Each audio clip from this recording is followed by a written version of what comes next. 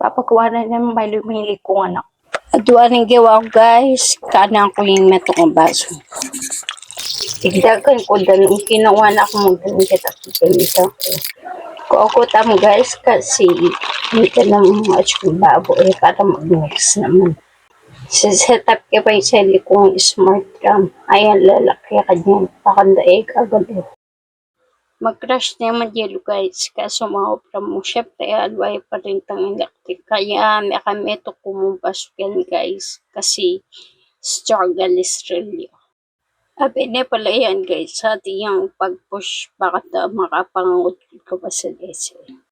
So far, aray po rin yung apras kong yellow. Kabit ko do kay Buking baso no.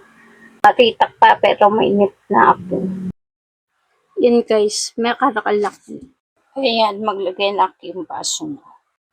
Hinalo ko pa si Bay. Pag-upisan na ako ng mga mag-crasyelo kasi pasapak yung baso na.